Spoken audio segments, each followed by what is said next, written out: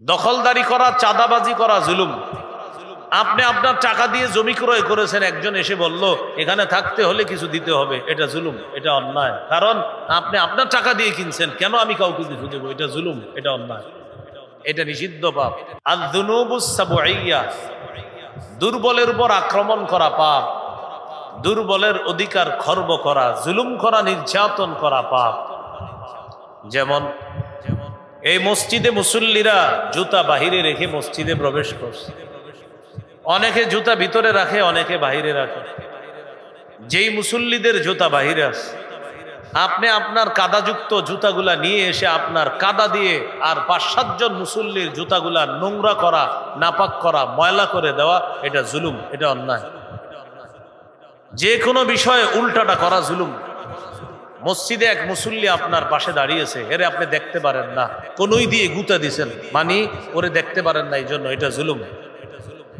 বাজারে গেছেন ব্যবসায়ীর কাছে ক্রয় করার জন্য, ইচ্ছা করে আপনি আপনার যে নোটগুলা ব্যবসায়ীকে দিয়েছেন, এই নোটের মধ্যে একটা জাল নোট ঢুকিয়ে দিয়েছেন ইচ্ছা করে, এটা জুলুম। ব্যবসায়ী আপনাকে আপেল দিছে 1 কেজি, আপনার অগোচরে একটা আপেল কম দিয়ে দিছে 1 কেজি থেকে, এটা জুলুম। ক্রেতা ধোঁকা দেওয়া, এটা ক্রেতার জন্য জুলুম। ব্যবসায়ী ক্রেতার সাথে ধোঁকা দেওয়া, এটা ব্যবসায়ীর জন্য জুলুম। পাপ মৌলিকভাবে 2 প্রকার। 1 নম্বর তারকুল মা'মুর, আল্লাহর আদেশগুলা ছেড়ে দেওয়া পাপ। 2 নম্বর ফি'লুল মাহজুর, আল্লাহর নিষেধগুলা করা পাপ। পাপ মৌলিকভাবে 2 প্রকার। আল্লাহর আদেশগুলা ছেড়ে দেওয়া পাপ, আল্লাহর নিষেধগুলা করা পাপ। সূরা বাকারার 41 নম্বর আয়াতে আছে, ওয়া আকিমুস সালাতা ওয়া আতুজ যাকাত, তোমরা সালাত কায়েম করো, তোমরা যাকাত আদায় করো। এটা আল্লাহর আদেশ। আল্লাহর এই আদেশগুলা ছেড়ে দেওয়া পাপ। সূরা হজের ৭৭ নম্বর আয়াতে আছে, ইয়া আইয়ুহাল্লাযীনা আমানু রুকউ ওয়াসজুদু ওয়া'বুদু রাব্বাকুম ওয়াফআলুল খায়র, হে ঈমানদারগণ তোমরা রুকু করো, তোমরা সিজদা করো, তোমরা তোমাদের রবের ইবাদত করো, তোমরা ভালো কাজ করো, লাআল্লাকুম তুফলিহুন, যাতে তোমরা সফলকাম হও। এগুলা আল্লাহর আদেশ।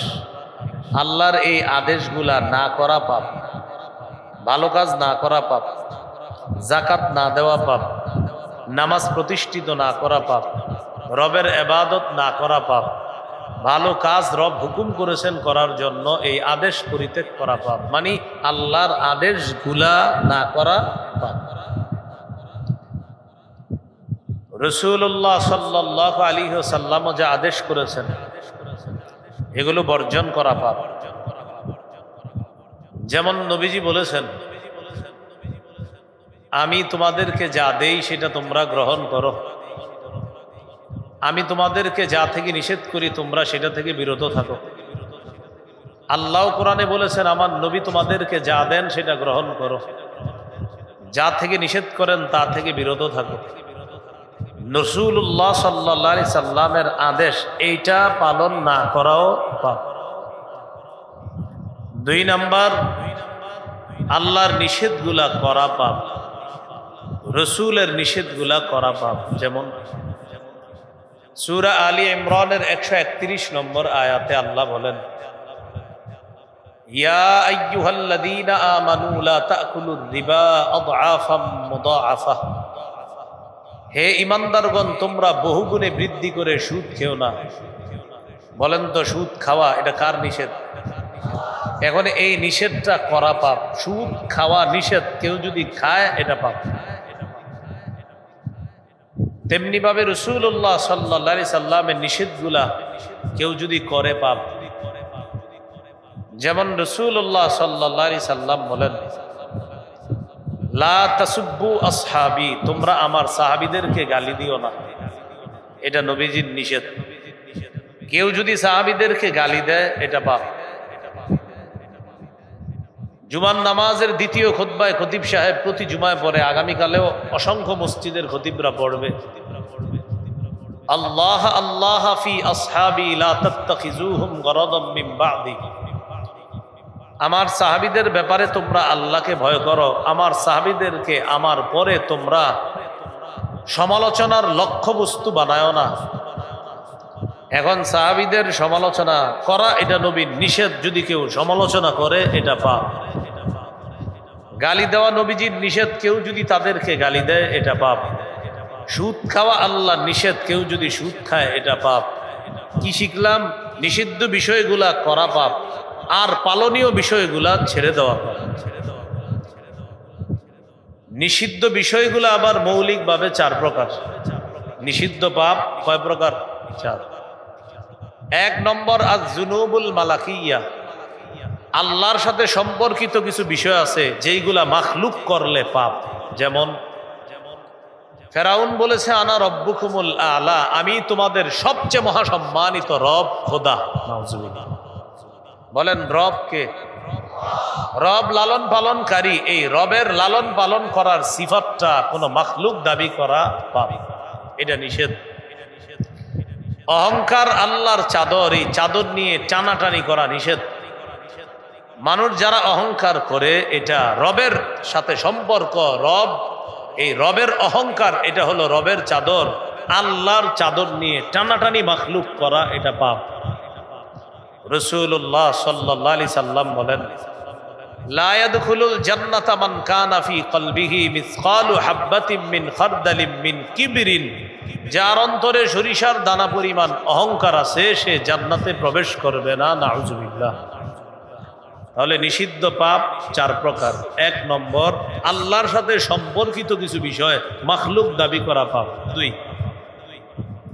আয-যুনুবুশ শায়তানিয়াহ, শয়তানের সাথে সম্পর্কিত কিছু বিষয় মানুষ দাবি করা পাপ। যেমন হিংসা করা। সর্বপ্রথম হিংসা করেছে ইবলিস। মানুষ হিংসা করা এটা মানুষের জন্য পাপ। রাসূলুল্লাহ সাল্লাল্লাহু আলাইহি সাল্লাম বলেন, ইয়াকুম ওয়াল হাসাদ, তোমরা হিংসা থেকে বাঁচো। ফাইন্নাল হাসাদা ইয়াকুলুল হাসানাত কামা তাকুলুন নারুল হাতব। হিংসা এমন একটা গুনাহ, এমন একটা পাপ, যেমনি ভাবে আগুন কাঠকে জ্বালিয়ে পুড়িয়ে শেষ করে দেয়, হিংসা মানুষের নেকির কাজগুলাকে শেষ করে দেয়। নাউজুবিল্লাহ। 3 নাম্বার আয-যুনুবুস সাবউইয়া, দুর্বলের উপর আক্রমণ করা পাপ। দুর্বলের অধিকার খর্ব করা, জুলুম করা, নির্যাতন করা পাপ। যেমন এই মসজিদে মুসল্লিরা জুতা বাহিরে রেখে মসজিদে প্রবেশ করছে। অনেকে জুতা ভিতরে রাখে, অনেকে বাহিরে রাখে। যেই মুসল্লিদের জুতা বাহিরে আছে, আপনি আপনার কাদাযুক্ত জুতাগুলা নিয়ে এসে আপনার কাদা দিয়ে আর 5-7 জন মুসল্লির জুতাগুলা নোংরা করা, নাপাক করা, ময়লা করে দেওয়া, এটা জুলুম, এটা অন্যায়। যে কোনো বিষয়ে উল্টাটা করা জুলুম। মসজিদে এক মুসল্লি আপনার পাশে দাঁড়িয়েছে, এরে আপনি দেখতে পারেন না, কোনই দিয়ে গুতা দিছেন, মানে ওরে দেখতে পারেন না, এই জন্য এটা জুলুম। বাজারে গেছেন ব্যবসায়ীর কাছে ক্রয় করার জন্য, ইচ্ছা করে আপনি আপনার যে নোটগুলা ব্যবসায়ীকে দিয়েছেন, এই নোটের মধ্যে একটা জাল নোট ঢুকিয়ে দিয়েছেন ইচ্ছা করে, এটা জুলুম। ব্যবসায়ী আপনাকে আপেল দিছে 1 কেজি, আপনার অগোচরে একটা আপেল কম দিয়ে দিছে 1 কেজি থেকে, এটা জুলুম। ক্রেতা ধোকা দেওয়া, এটা ক্রেতার জন্য জুলুম। ব্যবসায়ী ক্রেতার সাথে ধোকা দেওয়া, এটা ব্যবসায়ীর জন্য জুলুম। দখলদারি করা, চাঁদাবাজি করা জুলুম। আপনি আপনার টাকা দিয়ে জমি ক্রয় করেছেন, একজন এসে বলল এখানে থাকতে হলে কিছু দিতে হবে, এটা জুলুম, এটা অন্যায়। কারণ আপনি আপনার টাকা দিয়ে কিনছেন, কেন আমি কাউকে কিছু দেবো, এটা জুলুম, এটা অন্যায়, এটা নিষিদ্ধ পাপ। 4 নাম্বার আয-যুনুবুল বাহিমিয়াহ, পশু সুলভ কিছু আচরণ মানুষের মধ্যে আনা পাপ। যেমন কুকুর কিছু কাজ করে রাস্তাঘাটে, এগুলো মানুষ করতে পারে? বলেন তো। মানুষ যদি এই সমস্ত কর্ম করে, এটাকে বলা হয় জিনা, ব্যভিচার, যেটা সূরা নূরের 2 নম্বর আয়াতে আল্লাহ বলেছেন, আয-যানিয়াতু ওয়াজ-যানি ফাজলিদু কুল্লা ওয়াহিদিম মিনহুমা মিআতা জালদা। ব্যভিচারিণী নারী, ব্যভিচারী পুরুষ তারা যদি অবিবাহিত হয় তাদেরকে 100 বেত্রাঘাত করা হবে। বিবাহিত পুরুষ বিবাহিত নারী তারা যদি ব্যভিচার করে তাদেরকে পাথর মেরে হত্যা করা হবে। এটা আল্লাহর বিধান। কিন্তু আমাদের দেশে এক শ্রেণীর নারী যারা ইসলাম সম্পর্কে অজ্ঞ 318 পৃষ্ঠা ব্যাপী একটা প্রতিবেদন তৈরি করেছে, নাম দিয়েছে নারী বিষয়ক সংস্কার কমিশন। এটার মধ্যে একটা ধারা, সেটা হলো এই, আমাদের দেশে যারা যৌনকর্মী তাদেরকে শ্রম অধিকার আইনে শ্রমিকদের মর্যাদা দেওয়া। এই আইন পাশ করা মানে হলো মানুষকে হাইওয়ান জানোয়ার বানানোর চেষ্টা করা। এটা নিষেধ, এটা অন্যায়। আর একটা স্লোগান, ওই কমিশনেরই 10 নম্বর অধ্যায় শুরু হয়েছে এই শিরোনামে, শরীর আমার সিদ্ধান্ত আমার। এর মানে আমার শরীর যেভাবে মন চায়, যেখানে মন চায়, যারে মন চায় আমার শরীর তাকে বিলিয়ে দিব। এতে আমার বাপের কি আর আমার ভাইয়ের কি আর আমার স্বামীর কি? সূরা আরাফের 56 নম্বর আয়াতে আল্লাহ বলেন, আলা লাহুল খালকু ওয়াল আম, সৃষ্টি আল্লাহর, হুকুম আল্লাহর। বলেন আমরা কার? নারীরা কার? সৃষ্টিকার, সিদ্ধান্ত কার? তাহলে বলেন শরীর কার? সিদ্ধান্ত কার? তাহলে শরীর আল্লাহর, সিদ্ধান্ত আল্লাহর। আমি আল্লাহর, কিভাবে চলবো সিদ্ধান্ত আল্লাহর। এটা হলো আপনার মানুষত্ব। বিপরীত দিকে শরীর আমার বলে, সিদ্ধান্ত আমার বলে, যা মন চায় তা করা, এটা মানুষের মানুষত্ব থেকে বের হয়ে হাইওয়ান জানোয়ার হওয়া বা বানানোর চেষ্টা করা। এই পশুসুলভ আচরণ মানুষের মধ্যে আনা পাপ। কিছু পশুসুলভ আচরণ আছে ভালো, কিন্তু মানুষের মধ্যে আনা পাপ। যেমন গরু ফজরের সময় যদি ঘুমায়, এটা গরুর ব্যাপার। কিন্তু মানুষ যদি ফজর না পড়ে ঘুমায়, ভালো কাজ। ঘুম তো ভালো, আরে বলেন ঘুমটা কি ভালো? তো গরুর জন্য ঠিক আছে, গরু ঘুমায়। কিন্তু মানুষ যদি ফজরের সময় ফজর না পড়ে ঘুমায়, এটা কি ভালো না অন্যায়? গরু এশার নামাজ না পড়ে ঘুমায় গেছে, এটা গরুর ব্যাপার। গরুর হিসাব নিকাশ নিবে না আল্লাহ। গরু ফজর নামাজ না পড়ে সকাল 8টা 9টা ওইটা হাম্বা হাম্বা করে মালিককে বুঝায় আমার খিদা লাগছে, খাদ্য হবে। আপনিও এশা না পড়ে ঘুমায় গেলেন, গরু ঘুমাইলেন। গরু ফজর না পড়ে সকাল 8টা 9টা উঠলো, আপনিও ফজর না পড়ে 8টা 9টা উঠলেন। গরু চাইলো পানি, হাম্বা হাম্বা করে আপনি মারে ডাক দিয়ে বললেন পরোটা রুটি কো তাড়াতাড়ি আনো। আপনার আর গরুর পার্থক্য কোথায়? এই জন্য আল্লাহ বলেছেন উলাইকা কাল আনআম বাল হুম আদল, এরা চতুষ্পদ জন্তুর মতো, বরং এর চেয়ে আরো নিকৃষ্ট। তাহলে বোঝা যায় গরু আর মানুষের পার্থক্য আছে না নাই? হ্যাঁ, গরু এশা পড়বে না, মানুষ এশা পড়বে। গরু ফজর পড়বে না, মানুষ ফজর পড়বে। গরু খায়, মানুষ খায়। গরু ঘুমায়, মানুষ ঘুমায়। তবে গরু এশা ফজর জোহর আসর পড়ে না, মানুষ ফজর জোহর আসর এশা পড়ে। এই জন্য মানুষ শ্রেষ্ঠ, মানুষ গরু না আর গরু মানুষ না। বলছিলাম 4 নাম্বার নিষিদ্ধ পাপ, পশু সুলভ কিছু বিষয় মানুষের মধ্যে আনা, এটা পাপ। আল্লাহ আমাদেরকে হেফাজত করেন। মূল আলোচনা আবার চলে যাই। মৌলিকভাবে পাপ 2 প্রকার, আল্লাহর আদেশগুলা ছাড়া পাপ, আল্লাহর নিষেধগুলা করা পাপ। নিষিদ্ধ পাপ বললাম 4 প্রকার। রবের সাথে সম্পর্কিত কোনো বৈশিষ্ট্য মাখলুক দাবি করা পাপ, ইবলিসের কোনো বৈশিষ্ট্য মানুষের মধ্যে আনা পাপ, জুলুম নির্যাতন করা এটা পাপ, পশু সুলভ কোনো আচরণ মানুষের মধ্যে আনা এটা পাপ। আল্লাহ আমাদেরকে সব পাপ থেকে হেফাজত করেন। ছোট বড় হিসাবে পাপ 2 প্রকার, এটা আবার নতুন কথা। বলেন ছোট বড় হিসাবে পাপ কয় প্রকার? জন্মের পর শিখেছি সেটা আমরা, যখন ছোট হয়েছি, আস্তে থেকে ছোট থেকে বড় হয়েছি। কবিরা গুনাহ সগীরা গুনাহ শিখছি না, মানে বড় গুনাহ ছোট গুনাহ। সূরা নিসার 31 নম্বর আয়াতে আল্লাহ বলেন, ইন তাজতানিবু কাবাইরা মা তুনহাউনা আনহু নুকাফির আনকুম সাইয়্যাতিকুম ওয়া নুদখিলকুম মুদখালান কারীমা। যদি তোমরা কবিরা গুনাহ থেকে বাঁচো, আমি আল্লাহ খুশি হয়ে তোমাদের সগীরা গুনাহ মাফ করে দিই। মৃত্যুর পর সম্মানের জায়গা তোমাদেরকে জান্নাতে প্রবেশ করাবো। গুনাহ মাফের অনেক উপায়।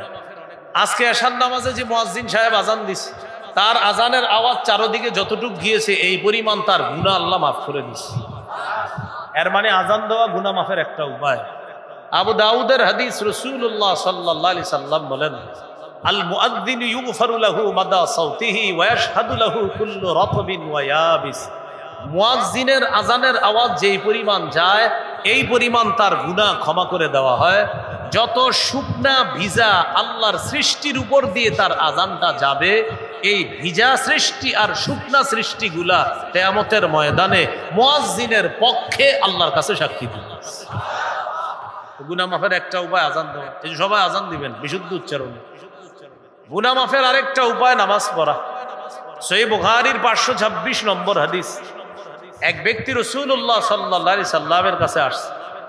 আসার পরে বললেন, হুজুর আমার পাপ হয়ে গেছে। নবীজি এই কথা শোনার পর অপেক্ষা করলেন। ইতিমধ্যে আল্লাহ সূরা হুদের 114 নম্বর আয়াত নাজিল করে দিলেন।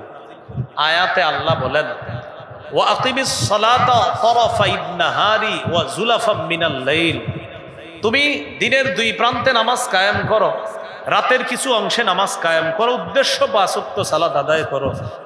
ইন্নাল হাসানাতি ইউযহিবনাস সাইয়্যাত, নিশ্চয়ই পুণ্য পাপকে দূর করে দেয়, পাপকে মিটিয়ে দেয়। আয়াতে পুণ্য দ্বারা 1 নাম্বার উদ্দেশ্য হলো 5 ওয়াক্ত নামাজ। কেউ যদি নিয়মিত 5 ওয়াক্ত নামাজ পড়ে, আল্লাহ পাক রব্বুল আলামিন তার গুনাহগুলা ধুয়ে মুছে সাফ করে দেন। রাসূলুল্লাহ সাল্লাল্লাহু আলাইহি সাল্লাম বলেন, লাউ আন্না নাহরান বিবাবি আহাদিকুম ইয়াগতাসিলু ফীহি কুল্লা ইয়াউমিন 5 মাররাত হাল ইয়াবকা মিন দারনিহি শাই। আচ্ছা বলো তো, তোমাদের কারো বাড়ির সামনে একটা পুকুর আছে, এই পুকুরে বাড়ির মালিক দৈনিক 5 বার গোসল করে, আচ্ছা তার শরীরে কি কোনো নাপাক থাকবে? সাহাবীরা বললেন, হুজুর তার শরীরে কোনো নাপাক থাকবে না, কোনো ময়লা থাকবে না। রাসূলুল্লাহ সাল্লাল্লাহু আলাইহি সাল্লাম বলেন, ফাযালিকা মিসলুস সালাওয়াতিল খামসি ইয়ামহুল্লাহু বিহিন্নাল খাতায়া। 5 বার গোসল করলে শরীরে যেমন কোনো ময়লা নাপাক থাকবে না, দৈনিক 5 ওয়াক্ত নামাজ যদি কেউ পড়ে, আল্লাহ তার বাহ্যিক আভ্যন্তরীণ গুনাহগুলা ধুয়ে মুছে সাফ করে দেন। গুনাহ মাফের আরেকটা উপায়, সেটা হলো তাসবিহ পড়া।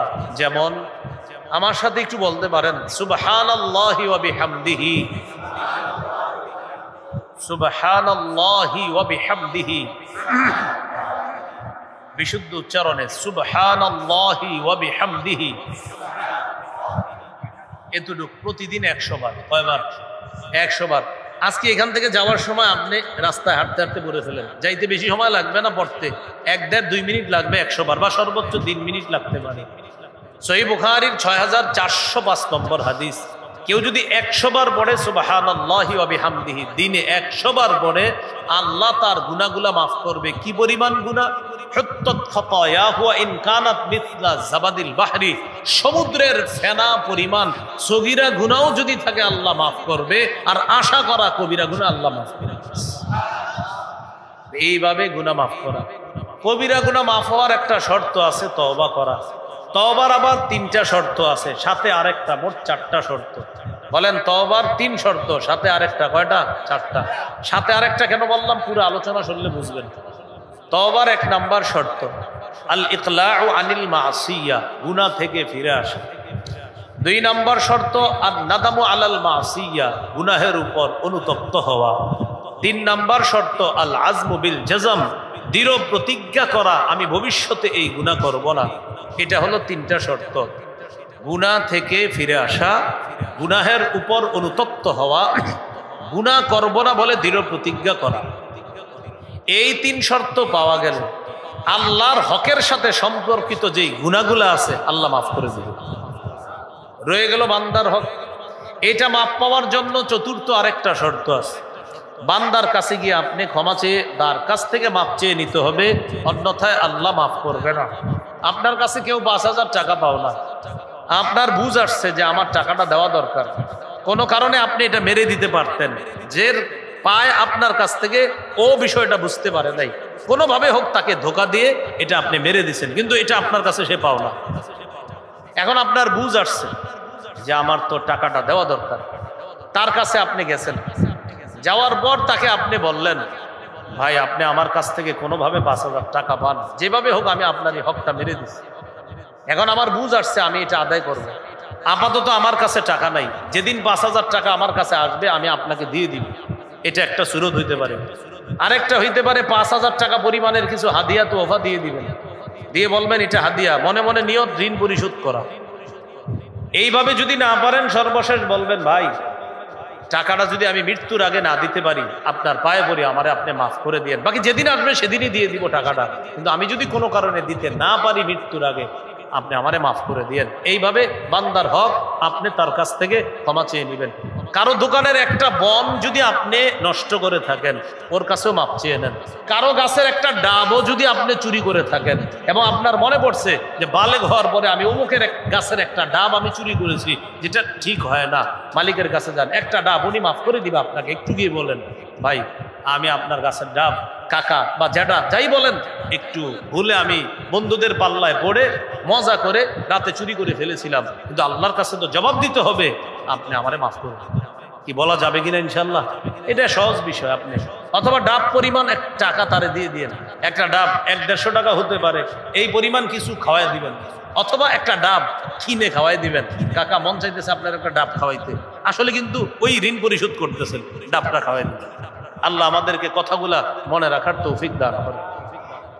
তাহলে গুনাহ মাফের একটা উপায় জানলাম আমরা। চলেন আবার মূল আলোচনায় চলে আসি আমরা। বড় ছোট হিসাবে গুনাহ দুই প্রকার, বড় গুনাহ ছোট গুনাহ, কবিরা গুনাহ সগীরা গুনাহ। আল্লাহ আমাদের সকলকে কবিরা সগীরা প্রকাশ্য গোপন সব ধরনের গুনাহ ছেড়ে দেওয়ার তৌফিক দান করুন। এবার আসেন আয়াতের দ্বিতীয় অংশে যাই। জাহিরুল ইসমি প্রকাশ্য গুনাহ ছেড়ে দাও, পরে আল্লাহ বলছে অবাতিনা গোপন গুনাহ ছেড়ে দাও। কি গুনাহ ভাই? কয়েকবার বলেন কি গুনাহ, আরো জোরে বলেন। গোপন গুনাহ আমরা যে করে ফেলি নিজেরাও জানি না। অসংখ্য অগণিত মানুষ, এমনকি এখানে যারা আছি হতে পারে আমাদের মধ্যে 90% গোপনে গুনাহ করি না। আপনারা এইখানে ঠিক বলা দরকার নাই, যার যার গুনাহ শেষে মনে রাখেন। এমনও হতে পারে আমাদের এখানে 90% আমরা গোপনে গুনাহ করে ফেলি, যেটা কেউ জানে না। এই গুনাহ করা একদম সহজ বর্তমান যুগে, প্রত্যেকের পকেটে পকেটে এটা করার একদম সুযোগ আছে, মন চাইলেই করতে পারবেন আপনি গোপন গুনাহ। তবে ভাই নিয়মিত যারা গোপনে গুনাহ করেন মনে রাখবো, নিয়মিত গোপনে গুনার 4টা ক্ষতি আছে। বলি নিয়মিত গোপনে গুনার কয় ক্ষতি? 1 নম্বর ক্ষতি, যারা নিয়মিত গোপনে গুনাহ করে তাদের কাছে ভালো কাজ খারাপ মনে হয়, খারাপ কাজ ভালো মনে হয়। সূরা ফাতিরের 8 নম্বর আয়াত 22 পারা 14 নম্বর পৃষ্ঠা আল্লাহ বলেন আফামান যুয়্যিনা লাহু সুউ আমালিহি ফারাআহু হাসানা। কিছু মানুষ আছে এমন যাদের কাছে তার খারাপ কাজটা সুসজ্জিত করে দেওয়া হয়েছে আর সে এটাকে ভালো মনে করে। যারা নিয়মিত গোপনে পাপ করে ও যখন পাপটা করে ওর কাছে এটা কোনো গুনাহ না, ওটাকে গুনাহ মনে করে না। গোপনে যারা পাপ করে একদিন ধরা খাইলে বলবেন এটা কি করলেন, সে বলবে কি করলাম মানে ভাই এটা তো পাপ। তোরে কে বলছে এটা পাপ? বেশি বুঝোস, এটা যে পাপ আমার চেয়ে বেশি বুঝোস, বুঝাবে এইটা যে গুনাহ না, মানে আপনারা বলবে তোরে কে বলছে এটা গুনাহ। আরে ভাই অশ্লীল সিনেমা দেখতেছেন ডাইরেক্ট, এটা গুনাহ না, তোরে কে বলছে এটা গুনাহ, আপনারে বুঝাবে। সে অশ্লীল সিনেমাও আপনারে বুঝাই দিবে এটা গুনাহ না। কেন? কারণ তার কাছে এখন গুনাহ গুনাহ মনে হয় না, আর আমাদের সামনে সে ইবাদত করে কেন, এটা আমাদেরকে দেখায়। এ হলো গোপন পাপের প্রথম ক্ষতি। দ্বিতীয় ক্ষতি, গোপনে বান্দা পাপ করতে করতে আল্লাহর রহমতের দৃষ্টি থেকে দূরে সরে যায়। আল্লাহ পাক রব্বুল আলামিনের রহমতের দৃষ্টি থেকে দূরে সরে যাওয়া মানে ওর তওবার নসিব হবে না। কারণ ও নিয়মিত গুনাহ করবে আর মনে করবে আচ্ছা কালকে তওবা করে নেব, কালকে করে নেব, করতে করতে মৃত্যু এসে যায়। ইবনে হাজাম রহমতুল্লাহি আলাইহি বলেন আল হাজার মিনাজ যুনুব খুসুসান যুনুবিল খালওয়াত। এই মানুষ পাপ থেকে বাঁচো, পাপ থেকে বাঁচো, বিশেষ করে গোপন পাপ থেকে বাঁচো। বান্দা নিয়মিত গোপনে পাপ করতে করতে আল্লাহ রহমতের দৃষ্টি থেকে দূরে সরে যায়। গোপন পাপের 3 নাম্বার ক্ষতি, আল্লাহ হেফাজত করেন, বান্দা গোপনে পাপ করতে করতে আল্লাহর সাথে যুদ্ধে লিপ্ত হয়ে যায়। ইবনুল আরাবী রহমতুল্লাহি আলাইহি বলেন আখসারুল খাসিরিন মান হুয়া আবদালিন নাস সালিহ আমালিহি ওয়া বারাযা বিল কবিহ মান হুয়া আকরাবু ইলাইহি মিন হাবলিল ওয়ারিদ।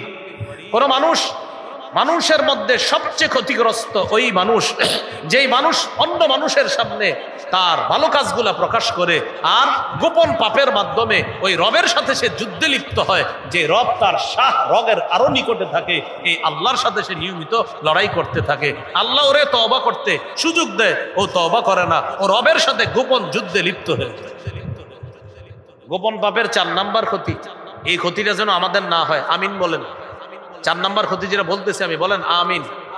আল্লাহ চতুর্থ যে ক্ষতিটা এখন বলবো এটা যেন আমাদের কারো জীবনে না হয়, বলেন আমিন। গোপন পাপের 4 নাম্বার ক্ষতি, আল্লাহ না করেন বেঈমান হয়ে মৃত্যু হতে পারে। ইবনে রজব হাম্বলি রহমতুল্লাহি আলাইহি বলেছেন, আন্না খাতিমাতাস সুই বিসাবাবি দাসিসাতিন বাতিনাতিন লা ইয়াত্তালিউ আলাইহান নাস। কিছু কিছু ভালো মানুষ যারা আমাদের চোখে ভালো, তাদের মৃত্যু এত ভয়ঙ্কর মৃত্যু হয়। কয় কেন? এমন কিছু গোপন পাপ ছিল নিয়মিত, যেটা মানুষ জানতো না, আল্লাহ জানতো। ওর উপর রাগ হয়ে ওর মৃত্যুটা বড় ভয়ঙ্কর মৃত্যু দিছে আল্লাহ। এই হলো গোপন পাপের 4 ক্ষতি।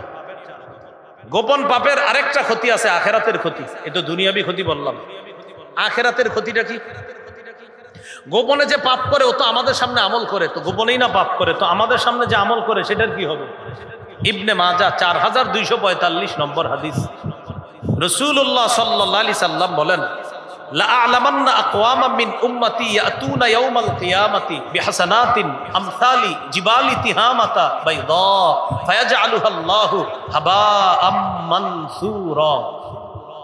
আমি আমার উম্মতের এমন একদল মানুষ চিনি যারা কিয়ামতের ময়দানে তিহামার সাদা পাহাড়ের মতো বিশাল বড় নেকির পাহাড় নিয়ে উপস্থিত হবে কিয়ামতের মাঠে। নেকির পাহাড় ফায়াজআলুহা আল্লাহু হাবাআম মানসুরা।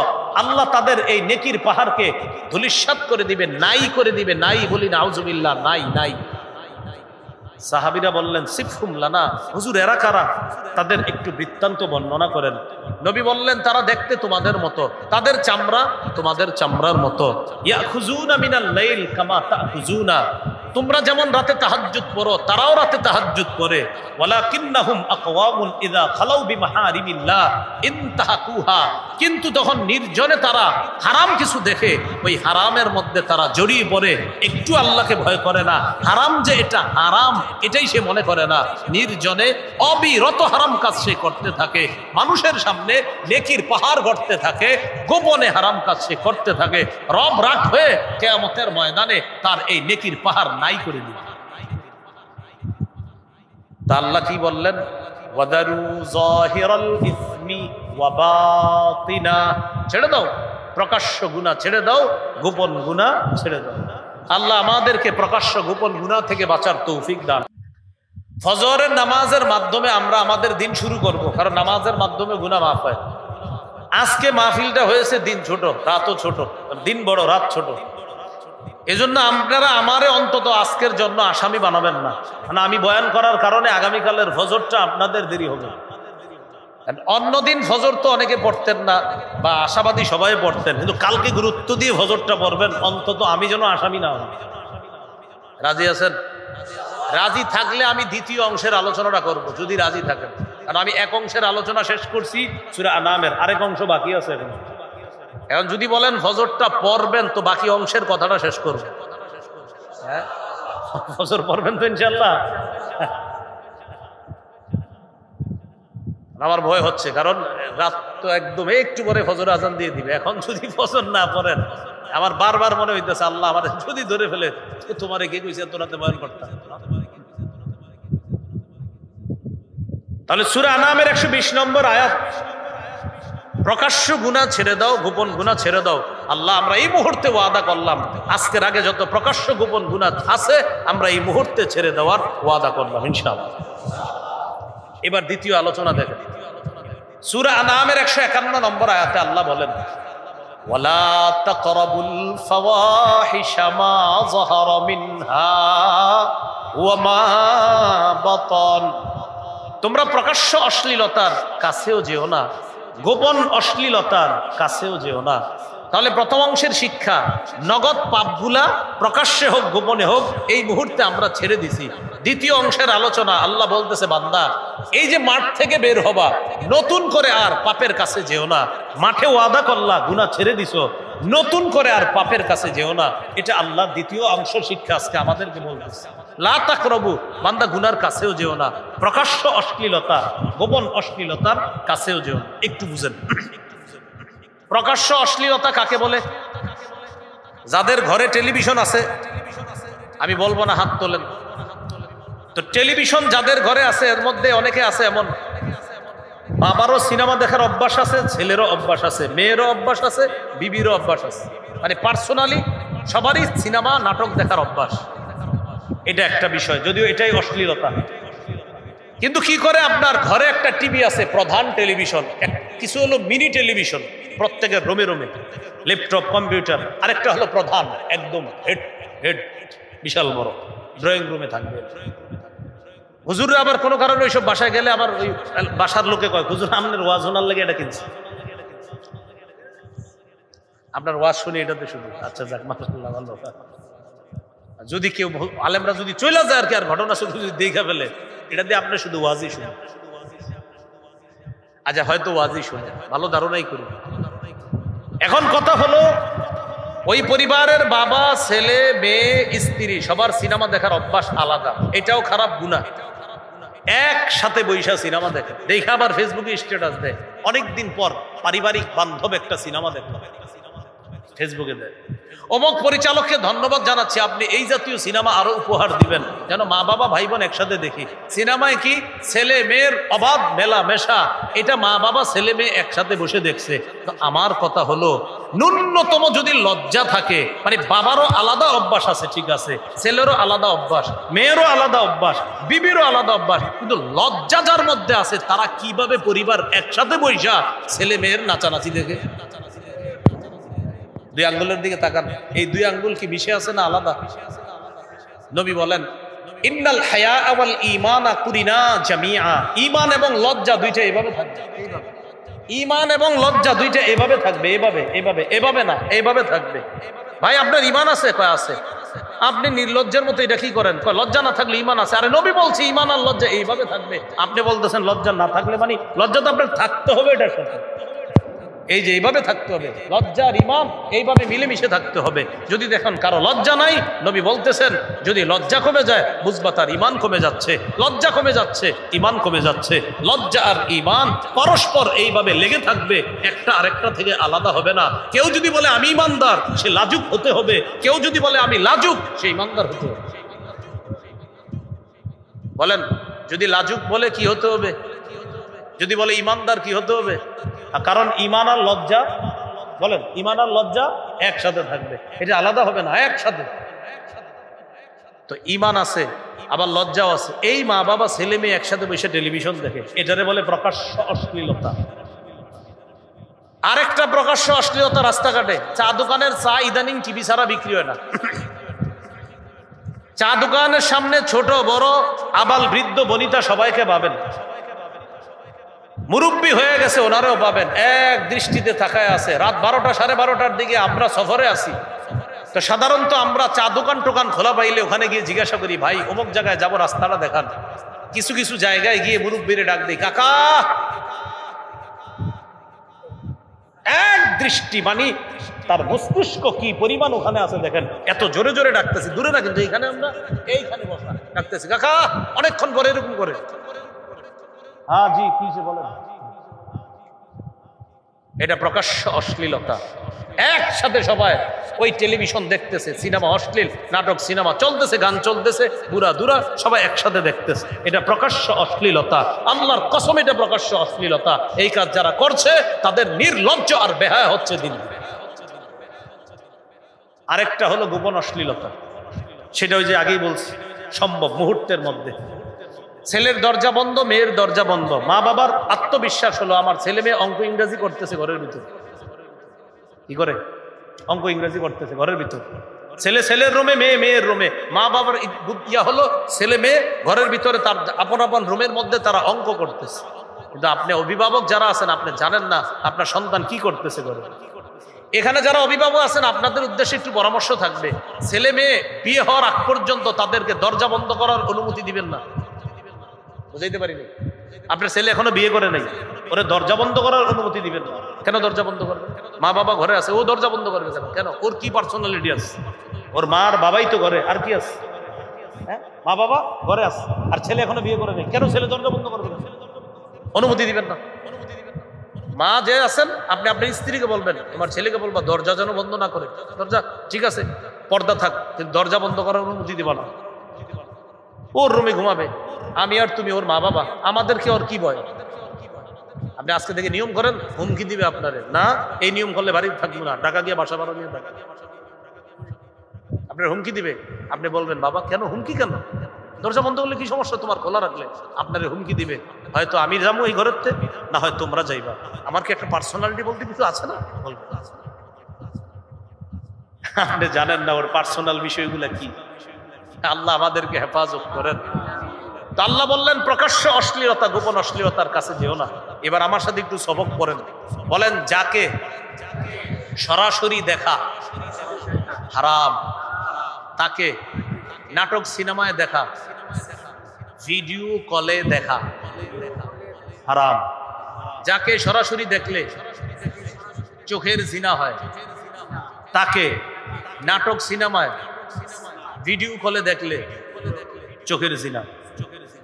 রাসূলুল্লাহ সাল্লাল্লাহু আলাইহি সাল্লাম বলেছেন, সহিহ বুখারী 6612 6612 নম্বর হাদিস, ইন্নাল্লাহা কাতাবা আলা ইবনি আদম হাজ্জাহু মিনাজ জিনা আদরাকা যালিকা লা মুহালা। আল্লাহ আদম সন্তানকে জিনার পরীক্ষা দ্বারা পরীক্ষা করেন। ফাজিনাল আইনি আন নজরু, চোখের জিনা দেখা, ফাজিনাল লিসান আল মান্তিক, মুখের জিনা কথা বলা, যার সাথে সরাসরি কথা বলা মুখের জিনা, তার সাথে ঘন্টার পর ঘন্টা আপনি মোবাইলে কথা বলা, এটা আপনার মুখের জিনা হচ্ছে, কানের জিনা হচ্ছে।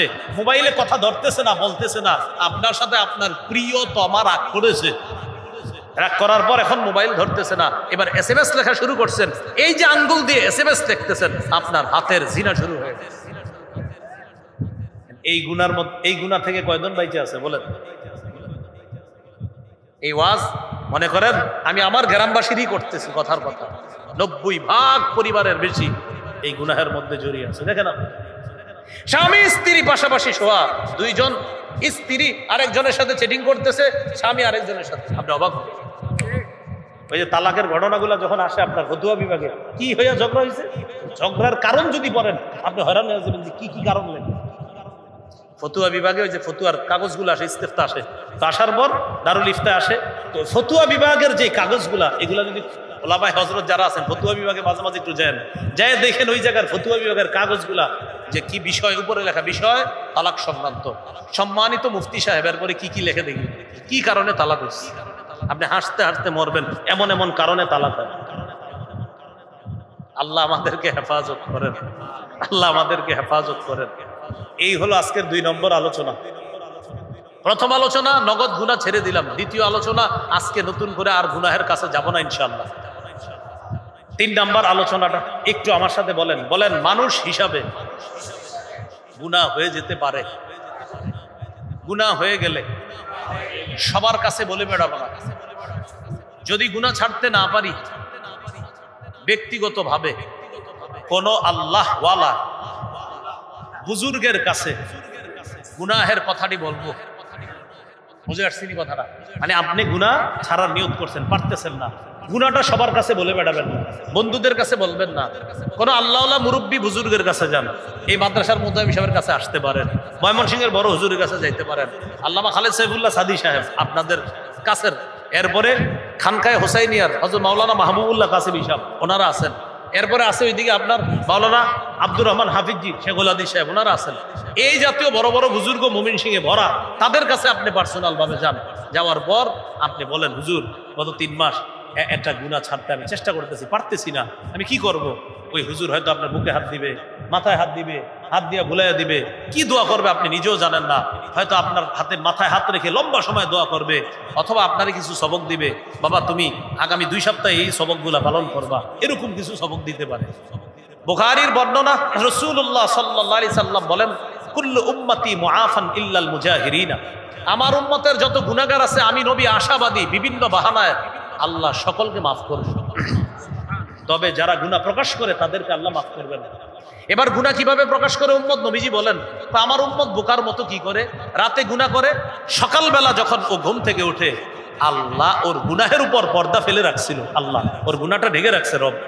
ও সকালে বন্ধুদের কাছে গিয়ে বলে, আমিলতুল বারিহাতা কাজা ওয়া কাজা, বন্ধু দোস্ত গত রাতে আমি এই গুনাহ করেছি। নবীজি বলেন, হ্যাঁ, আল্লাহর পর্দাটা ও ওর গুনাহের উপর থেকে সরাইয়া দিল, আল্লাহ পর্দা ফেলে রাখছিল। আল্লাহ পর্দা ফেলে রাখছিল, ও গুনাহ প্রকাশ করে আল্লাহর পর্দাটা ও সরায় দিচ্ছে। এটা বুখারীর বর্ণনা। মুসলিমের বর্ণনাটা শোনেন, শোনার পর বুঝবেন যে আর কখনো গুনাহ প্রকাশ না করা উচিত আমাদের। সহিহ মুসলিমের বর্ণনা, কিয়ামতের ময়দানে কোনো ব্যক্তি পাপী, তাকে আল্লাহ পর্দার আড়ালে ডাকবে। পর্দার আড়ালে আল্লাহ তাকে ডাকার পর বলবে, আতারিফু যামবা কাজা ওয়া কাজা, আচ্ছা বান্দা তুমি কি এই এই গুনাহ স্বীকার করো? ওই বান্দা বলবে, আল্লাহ আমি স্বীকার করি। 3 বার স্বীকৃতি নিবে। নেওয়ার পর ওই বান্দা ভয় পাইতেছে যে গুনাহ, যেই পরিমাণ গুনাহ আল্লাহ দেখাইছে আমার, কি অবস্থা হবে, কিন্তু পর্দার আড়ালে। তখন আল্লাহ ওই বান্দাকে বলবে, তোমার কিছু কিছু ভালো কাজ আছে আমার অনেক পছন্দ, এগুলার কারণে পর্দার আড়ালে তোমাকে মাফ করে দিলাম, ডান হাতে আমল নামা দিয়ে দিলাম। বাহিরে গিয়ে এগুলা বলা টলার দরকার নাই, ভিতরে গোপনে আমি আল্লাহ মাফ করে দিলাম, মানুষের কাছ থেকে গুনাহগুলো আমি আড়াল করেই রাখলাম। বাহিরে গিয়ে মানুষের আমল নামা দেখাবে, বলবে ইকরাউ কিতাবিয়া, পড়েন পড়েন আমার আমল নামা পড়েন, আমি পাস। ভিতরে যে কি করছি এটা আর বলবে না, কি বলে আমি পাস। আল্লাহ বলে দিবে তোমার গুনাহ আমি মাফ করে দিলাম পর্দার আড়ালে। তা আমি যদি দুনিয়াতে প্রকাশ করে দেই তাহলে তো হলো না। এই জন্য গুনাহ মানুষ হিসাবে হয়ে যেতে পারে, যদি হয়ে যায় সবার কাছে বলবো না, আল্লাহওয়ালা বুজুর্গের কাছে বলবো। মনে থাকবেন ইনশাআল্লাহ। 4 নাম্বার, আজকের আগে যা হওয়ার হয়েছে, আজকে থেকে বলেন, এখন থেকে যে কোনো পাপ পাহাড়ের মতো মনে করব। পাপকে পাহাড় মনে করা মুমিন হওয়ার আলামত। পাপকে কিছু মনে না করা ফাসিক হওয়ার আলামত। বলেন তো, পাপকে পাহাড় মনে করা কি হওয়ার আলামত? বুখারীর বর্ণনা, আব্দুল্লাহ ইবনে মাসউদ রাদিয়াল্লাহু তাআলা আনহুর বর্ণনা, ইন্নাল মুমিনা ইয়ারা যুনুবাহু কান্নাহু কাঈদুন তাহতা জাবাল ইয়াখাফু আন ইয়াকা আলাইহি। মুমিন গুনাহকে মনে করে পাহাড়, এই পাহাড়ের উপর আমার, এই পাহাড়ের নিচে আমি বসা, পাহাড় আমার উপরে পড়বে, আমি ধ্বংস হয়ে যাব। মুমিন মনে করবে একটা গুনাহ পাহাড় যেমন আমাকে ধ্বংস করে দিবে, একটা গুনাহও আমাকে ধ্বংস করে দিতে পারে। আর পাপাচার সে কি করবে? ওয়া ইন্নাল ফাজিরা ইয়ারা যুনুবাহু কাযুবাবিন মাররা আলা আনফিহি। পাপাচার গুনাহকে মনে করে মাছি, যেই মাছি তার নাকের ডগার সামনে দিয়ে গেছে আর আসছে, সে এটাকে কিছুই মনে করে না। তাহলে আজকে থেকে বলেন, ছোট গুনাহ হোক বড় গুনাহ হোক, কিসের মতো মনে করা? এই হলো 4 নাম্বার কথা। সর্বশেষ কথা আজকের 5 নাম্বার, আল্লাহর ওলি হইতে চাই কারা কারা? ঠিক তো, সবাই তো? হাত নামায়েন না, একদম সহজ। বলেন, আল্লাহর ওলি হওয়ার সহজ উপায় গুনাহ ছেড়ে দেওয়া। কি ছেড়ে দেওয়া? আপনি যদি গুনাহ না করেন আপনি আল্লাহর ওলি। আপনি গুনাহ করেন না, আপনি আল্লাহর ওলি। আমি মনে করেন 5 ওয়াক্ত নামাজ পড়ি, গুনাহও করি, আবার নফল নামাজ ডেলি 100 রাকাত করি, কিন্তু গুনাহও করি। হুজুরে 5 ওয়াক্ত নামাজ পড়ে, নফল নামাজ বেশি পড়ে না, কিন্তু একটা গুনাহও করে না। নবীজি বলেন উনি আল্লাহর ওলি। দুই ব্যক্তি উনি 5 ওয়াক্ত নামাজ পড়ে, প্রচুর নফল নামাজ পড়ে, তাহাজ্জুদ পড়ে, সব করে, গুনাহও করে।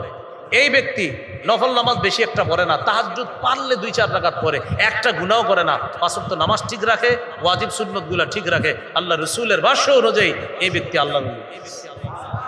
ও গুনাহ করে কি করে না? গুনাহ করে না, গুনাহ ওর দিল সাফ। গুনাহ যে না করে ওর দিল থাকে সাফ, ও গুনাহ করে। এটাই তিরমিজিতে আসছে 2305 নম্বর হাদিস। আবু হুরায়রা রাদিয়াল্লাহু তাআলা আনহুর হাত ধরে আল্লাহ রাসূল 5টা জিনিস শিখিয়ে দিয়েছেন। এর মধ্যে 1 নাম্বার, ইত্তাকিল মাহারিমা তাকুন আবাদান নাস। আবু হুরায়রা, হারাম থেকে বাঁচো, হারাম কথা থেকে বাঁচো, হারাম কাজ থেকে বাঁচো, হারাম খাদ্য থেকে বাঁচো, হারাম উপার্জন থেকে বাঁচো, হারাম মজলিস থেকে বাঁচো, হারাম শ্রবণ করা থেকে বাঁচো। তুমি পৃথিবীর সবচাইতে শ্রেষ্ঠ আবেদ হবা, সবচাইতে শ্রেষ্ঠ আল্লাহর ওলি হবে। মনে থাকবেন ইনশাআল্লাহ কথাটা। বলেন, হারাম বলবো না, অর্থাৎ মিথ্যা বলবো না। হারাম শুনবো না, অর্থাৎ গান শুনবো না। হারাম করবো না, অর্থাৎ শিরিক সহ যে কোনো অপরাধ করবো না। হারাম খাবো না, অর্থাৎ সুদ ঘুষ খাবো না। হারাম মজলিসে বসবো না, অর্থাৎ মাহফিল নাম দিয়েও যদি বলেন নাচ গান হয়, ঢোল তবলা বাইরে, সেখানে যাব না। নিচে কি লেখা? মাহফিল। উপরে কিছু লেখা আছে, নিচে লেখা মাহফিল। নিচে লেখা মাহফিল, এমনি উপরে আরো কিছু লেখা, নিচে লেখা কি? মাহফিল। তো সেখানে নাচ গান হয়, কথার কথা। এখন অনেকে বলবে, হুজুর কথাটা আপনি মনে হয় আমগরে কইছেন, আপনারা করেননি এটা। যদি বলেন হ, তো আপনি রীতি কইছি। এই যে কথাটা বললাম না যে অনেকে মাহফিল নাম দিয়া নাচ গান করে, এখন ঠিক দোকানের সামনে টামনে অনেক হইতেছে, হুজুর এই কথাটা মনে হয় আমবরে কইছে। কেন, আপনি কি দুলদুবলা বাইরের মাহফিল নাম দিয়া? জি হুজুর বাইরে, আমনেরই কইছি। আর যদি বলেন না আপনি এটা করেন না, তো এই কথা তো আপনার লাগা উচিত না। দেখবেন আজকের এই অংশটা কালকে সকালে অনেকে বলবে হুজুর ওয়াজটা পুরোটা ঠিক ছিল, শেষে আবার এটা কি বলছে। আপনি বলবেন কি বলছে? যে হুজুর শেষে বললো হারাম মজলিসে যাব না, হারাম মজলিস বলার পর হুজুর বলল যে কিছু মজলিস আছে মাহফিল নাম দিও নাচ গান হয়, ঢোল তবলা হয়। এটা হুজুর কেন বললো? তখন আপনি বলবেন আপনি এরকম কোনো মাহফিল করেননি যে ঢোল তবলা বাইরে। যদি বলে না, তাহলে আপনার তো এটা বলে নেই, আপনি সমস্যা নেই। যদি বলে আমগো তো একটা মাহফিল হয়, ওখানে এই পাশে একজন বসে এই পাশে একজন বসে, একজনে গান কয়া কয়টা বুখারী শরীফে আছে, আরেকজনে গান কয়া কয়টা মুসলিম শরীফে আছে, টুং টুং টুং করে বাড়িতে। এটার নাম হলো পালা গান। হ্যাঁ, আমার নাম দিয়ে দেখবেন অনেকে চ্যালেঞ্জ করছে যে অনেক মোল্লারা কয় গান নাকি হারাম। কোরআনের কোন আয়াতে আছে গান হারাম? চিন্তা করে, আরে ওখানে ওই যে ওই নাম কি মাহফিল, নাম কি মাহফিল, আর ওইরকম বাইরে কয়, মানে একটা কথা কয়, কথা পিছনে দু একজন বসা থাকে, উনি একটা কথা কয়, কথা কওয়ার পরে এরকম করে পিছন দিয়া টুং টুং টুং টুং টুং এরকম আওয়াজ দিয়ে দেখবেন। তো এরকম বলার পরে কয় কি, আসমোল্লারা পরের বাড়িতে খাও আর বলো গান হারাম। আসমোল্লারা মৌলবীরা, মানে উনি ফিরি ফিরি গান গায়, আমরা পরের বাড়িতে খাই, উনি ফিরি গান গায় নাকি? এই জাতীয় একটা কথা বলি। আপনারা অনেকে বলেন হুজুর পরের বাড়ি খান তো, বুঝেন না পরের বাড়ি খান নাকি একটু বলেন তো আমার, দেখি কে আছেন বলতে পারেন হুজুর আমি নিজের বাড়িতে খাই না। আপনি নিজের বাড়িতে খানাটা করতে আসেন। হুজুর আমি চাকরি করি, তো চাকরি করে কি পান? টাকা পান, টাকা থেকে আসে হুজুর আরেকজনের দেয়, তো আপনি তো আরেকজনের দেখেন।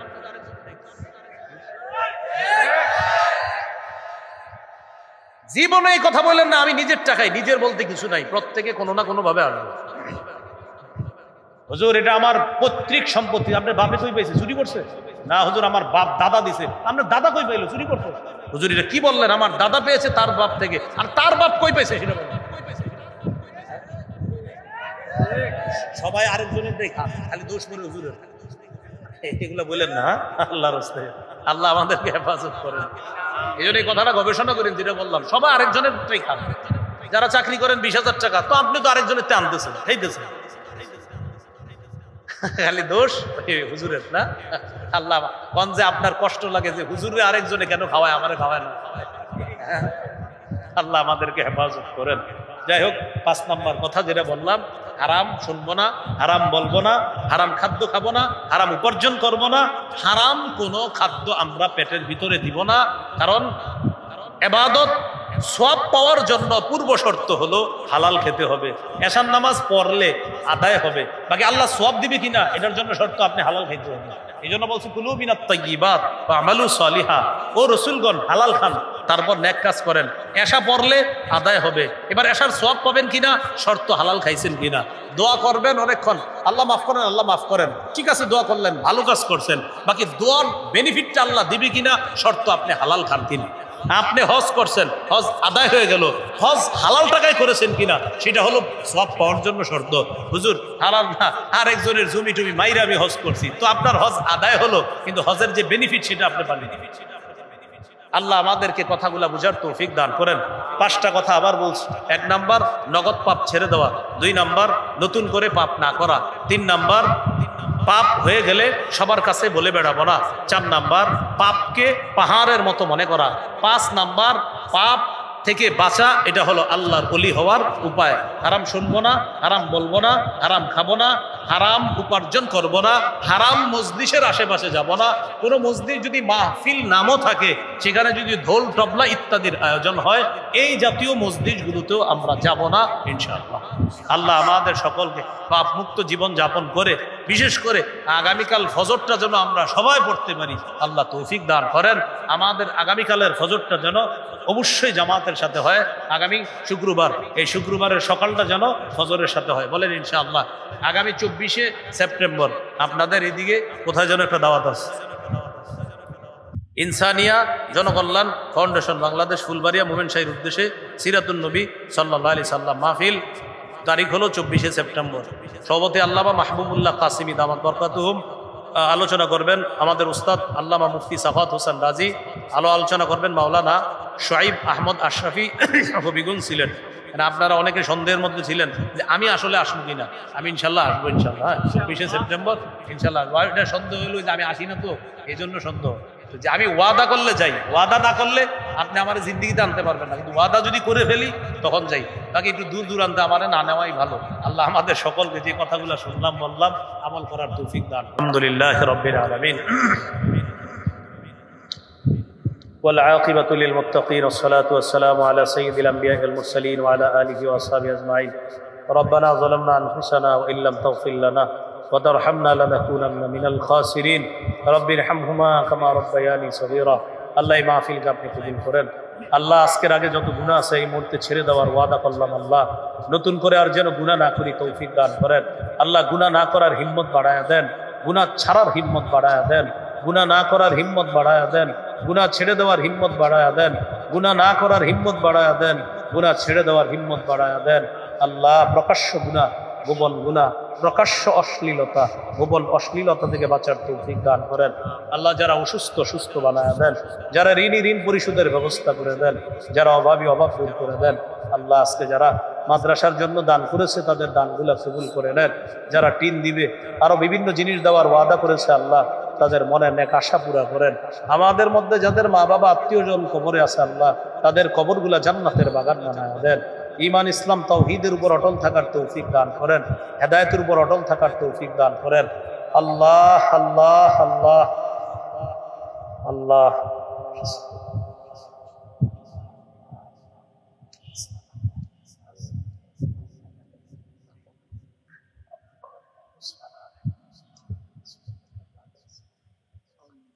شديد ولي هذا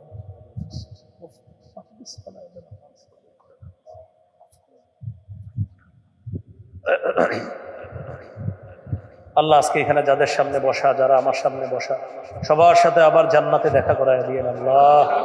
রোড গার্ডের অ্যাক্সিডেন্ট থেকে আমাকে আমাদের সকলকে আপনি হেফাজত করেন। এলাকার উলামা তুলাবা সুলাহা ইম্মে মাসাজিদ মুহতামিমিন মাদারিস সকলকে আপনি কবুল করে নেন।